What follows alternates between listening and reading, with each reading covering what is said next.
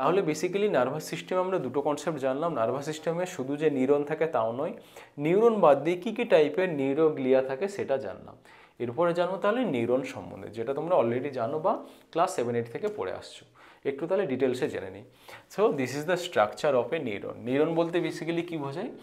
Neuron বলতে বোঝায় structural and functional unit of the nervous system, অর্থাৎ নার্ভাস সিস্টেমের গঠনগত ও কার্যগত একককে বলা হচ্ছে নিউরন। নিউরনের কাজ কি? Neuron receive the various stimuli and transmit the signal to other neuron or other tissue. অর্থাৎ এটা যদি নিউরন হয়, এই নিউরন কি করবে? অন্য কোনো নিউরন থেকে সিগন্যাল রিসিভ করবে এবং সেই সিগন্যালটা অন্য কোনো নিউরন বা অন্য কোনো টিস্যুতে ট্রান্সমিট করবে। এখন প্রশ্ন হচ্ছে, ওই যে সিগন্যালটা ট্রান্সমিশন হবে সেটা কোন ফর্মে হবে? The signal is transmitted in the form of action potential. তাহলে এখন তোমরা অ্যাকশন পটেনশিয়াল শব্দটা জানলে এবং একটু জিনিসটা বুঝতে পারলে যে অ্যাকশন পটেনশিয়াল কী। তাহলে বেসিক্যালি অ্যাকশন পটেনশিয়াল একটা সিগন্যাল যেটা ট্রান্সমিশন হয় one neuron to another neuron. এরপর তাহলে স্ট্রাকচার সম্বন্ধে আলোচনা করি। নিউরনকে তিনটে ভাগে ভাগ করা হয়। একটা হচ্ছে cell body, dendrites and axon. Cell body কি? সেল বডির অপর নাম হলো সোমা অর পেরিক্যারিয়ন। সেল বডির মধ্যে কী কী রয়েছে? ডেফিনেটলি কোনো সেল বডির মধ্যে অর্গানেলি থাকবে। অর্গানেলের মধ্যে দুটো অর্গানেলি তোমাকে অবশ্যই মনে রাখতে হবে। একটা হলো নিজেল বডি। নিজেল বডি কি? Nigel body is nothing but the rough endoplasmic reticulum. তোমরা রাফ এন্ডোপ্লাজমিক রেটিকুলাম সম্বন্ধে পড়েছো বা জানো। এই রাফ এন্ডোপ্লাজমিক রেটিকুলাম যদি নিউরনের মধ্যে থাকে সেটাকে বলা হচ্ছে নিজেল বডি, এবং এর সাথে রাইবোজোম এবং পলিজোম অ্যাটাচ হয়ে থাকে। এবং এখানে একটা জিনিস মনে রাখতে হবে, এই যে অরেঞ্জ কালারের ড্রয়িংগুলো দেখতে পাচ্ছ, এই স্ট্রাকচারগুলো হলো নিজেল বডি। এই নিজেল বডি কিন্তু দেখো সোমার মধ্যে রয়েছে বা সেল বডির মধ্যে রয়েছে, এবং যে ডেনড্রাইটসগুলো রয়েছে ডেনড্রাইটসের মধ্যেও রয়েছে, এক্সেপ্ট দিস এক্সেন পার্ট। এবং এই পার্টটা হলো এক্সেন হিলক, এবং এই এক্সেন হিলকে কিন্তু কোনো নিজেল বডি থাকে না। এটা কিন্তু প্রশ্ন করা হয়। এখন প্রশ্ন হচ্ছে তাহলে নিজেল বডির কাজটা কি? নিজেল বডির কাজ হলো প্রোটিন সিনথেসিসে হেল্প করা, এবং যেই প্রোটিন সিনথেসিসের মাধ্যমে নিউরোট্রান্সমিটার এবং এনজাইম তৈরি হয়।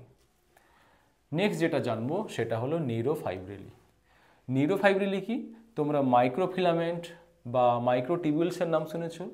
এই নিউরনের মধ্যে যে মাইক্রোফিলামেন্ট বা মাইক্রোটিবিউলস থাকে সেটাকে বলা হচ্ছে নিউরোফাইব্রিলি। এবং এই নিউরোফাইব্রিলিতে যদি কোনো ডিফেক্ট থাকে তাহলে যে ডিজিজটা হয় তার নাম হলো অ্যালজাইমার ডিজিজ। তোমরা বেলা শুরু বা বেলা শেষে মুভিটা দেখেছো, যেখানে সৌমিত্র চট্টোপাধ্যায়ের স্ত্রী ছিলেন স্বাতিলেখা সেনগুপ্ত। ওনার কিন্তু এই অ্যালজাইমার ডিজিজটা ছিল, এবং সেখানে তোমরা দেখেছো এই অ্যালজাইমার ডিজিজ হলে মেন যে সিমটমটা হয় সেটা হলো ডিমেনশিয়া বা স্মৃতিভ্রংশ। এবং মুভিতে তোমরা দেখে থাকবে যে সৌমিত্র চট্টোপাধ্যায়ের স্ত্রী কিন্তু ওনাকে কখনোই চিনতে পারছিলেন না, বারবার ওনার নাম ভুলে যাচ্ছিলেন, বা উনি যে ওনার হাজব্যান্ড সেটা কিন্তু উনি আর মনে করতে পারছিলেন না। আমি না আমার বরকে কোথাও খুঁজে পাচ্ছি না। আপনি আমার বরকে একটু খুঁজে এনে দেবেন। ওকে, এরপরে আমরা জানবো তাহলে নিউক্লিয়াস সম্বন্ধে। সেল বডির মধ্যে নিউক্লিয়াস থাকে, এবং নিউক্লিয়াসের মধ্যে 1 or 2 নিউক্লিয়াই থাকে।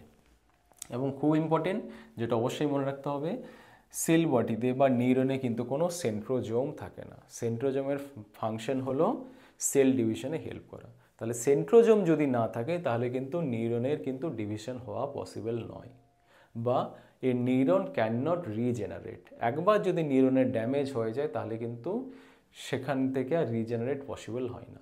এখন তাহলে প্রশ্ন হচ্ছে, তাহলে ব্রেন ক্যান্সার কেন হয়? ব্রেন ক্যান্সার কেন হয় আমি আগেই বলেছিলাম, due to the excessive production of this neuroglia. এই সেলগুলো ছিল নিউরোগ্লায়াল সেল বা গ্লায়াল সেল। নিউরোগ্লায়াল সেলে সেন্ট্রোজোম থাকে এবং নিউরোগ্লায়াল সেলের কিন্তু ডিভিশন হয়, বাট নিউরনের কিন্তু কোনো রকম ডিভিশন হয় না। ওকে, এরপরে জানবো তাহলে ডেনড্রাইটস সম্বন্ধে। তাহলে ডেনড্রাইটস কি? Short extension from the cell body. এই যে সেল বডি রয়েছে, সেল বডি থেকে যে ছোটো ছোটো যে এক্সটেনশনগুলো রয়েছে, নট লং এক্সটেনশন। লং এক্সটেনশনটাকে তো এক্সন বলা হয়, বাট শর্ট এক্সটেনশনটাকে বলা হচ্ছে ডেনড্রাইটস। এবং ডেনড্রাইটসের সাথে দেখো আরও অনেক প্রজেকশন রয়েছে। এই প্রজেকশনগুলোকে আবার বলা হয় ডেনড্রাইটিক স্পাইনস। এর কাজটা কি? It receive the signal from the neuron. এখানে যদি কোনো নিউরন থাকে, এই নিউরন থেকে সিগন্যালটাকে রিসিভ করবে এবং ওই সিগন্যালটাকে ট্রান্সমিট করবে কোথায়? সোমা বা সেল বডিতে। তাহলে সেল বডিতে সিগন্যাল ট্রান্সমিটেড হয়ে গেছে, এরপর সেল বডি থেকে সিগন্যালটা কার মাধ্যমে অন্য কোনো টিস্যু বা নিউরনে যাবে, সেটা হচ্ছে এই যে লম্বা যে প্রসেসটা দেখতে পাচ্ছ এটার নাম হচ্ছে এক্সন। সো এক্সন কি? Axon is the single longer process of the nerve cell, আমি বলতে পারি ফিউ মাইক্রোমিটার টু 1 মিটার। ব্রেনের মধ্যে যে এক্সনগুলো থাকবে সেটা হবে ফিউ মাইক্রোমিটার, কিন্তু আমরা যদি মোটর নার্ভের কথা বলি সেগুলো কি হতে পারে, কয়েক ফুট হতে পারে বা 1 মিটার পর্যন্ত লম্বা হতে পারে। Now come to the it arise from the conical extension of the cell body. এইখানে ছিল সেল বডি এবং এখানে তোমরা কনিক্যাল এক্সটেনশন দেখতে পাচ্ছ।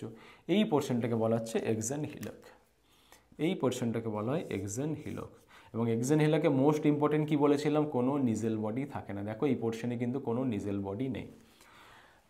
Between exon হিলক and myelin sheath, এই এখানে একটা পোর্শন দেখতে পাচ্ছি, এখান থেকে মাইলিন শিথ শুরু হয়েছে, এই অবধি ধরা যদি হয় আমার এক্সন হিলক, তাহলে এক্সন হিলক এবং মাইলিন শিথের মাঝখানে এই পোর্শনটা দেখতে পাচ্ছ, এই পোর্শনটাকে বলা হয় ইনিশিয়াল সেগমেন্ট। অবশ্যই মনে রাখবে এই পয়েন্টটা, ইনিশিয়াল সেগমেন্ট। এর গুরুত্বকে আমি নেক্সট ক্লাসে আলোচনা করব। এবং এখানে যে সেল মেমব্রেনটা দেখতে পাচ্ছ এবং যে সাইটোপ্লাজমটা দেখতে পাচ্ছ, এই সাইটোপ্লাজমটাকে বলা হচ্ছে এক্সোপ্লাজম, এবং এখানে যে সেল মেমব্রেনটা দেখতে পাচ্ছ এটাকে বলা হচ্ছে এক্সোলেমা। জাস্ট মনে রাখার জন্য বললাম। এবং টার্মিনাল পার্টে যদি চলে আসি, টার্মিনাল পার্টে এক্সন কী হয়েছে, বিভিন্ন ব্রাঞ্চে ডিভাইড হয়ে গেছে, এবং ব্রাঞ্চে ডিভাইড হয়ে যাওয়ার পরে আরও যদি টার্মিনাল পার্টে চলে আসি, এখানে দেখো বাটন লাইক আমরা স্ট্রাকচার দেখতে পাচ্ছি। এই বাটন লাইক স্ট্রাকচারটাকে কী বলা হয়, এটা অবশ্যই মনে রাখবে, এটাকে বলা হয় সাইনেপটিক নব, এটাকে বলা হয় টার্মিনাল বাটন, বাটনের মতো দেখতে, অথবা এটাকে বলা হয় axon telodendria. Myelin sheath formed by the Schwann cell in peripheral nervous system এবং নোটস অফ র্যানভিয়ার। এবং এখানে যে মাইলিনেশন রয়েছে এবং এখানে যে মাইলিনেশন রয়েছে, মাঝখানে একটা গ্যাপ দেখতে পাচ্ছ, এই গ্যাপটাকে বলা হচ্ছে নোটস অফ র্যানভিয়ার। তাহলে আজকে বেসিক্যালি নার্ভাস সিস্টেমের কনসেপ্টটা জানলাম, তার সাথে নার্ভাস সিস্টেমে কী কী সেল রয়েছে সেই কনসেপ্টটা আমরা জানলাম। বুঝতে পেরেছো? নেক্সট ক্লাসে মাইলিনেশন সম্বন্ধে এবং নার্ভ ইনজুরি সম্বন্ধে আলোচনা করব। ওকে, চলো, থ্যাংক ইউ।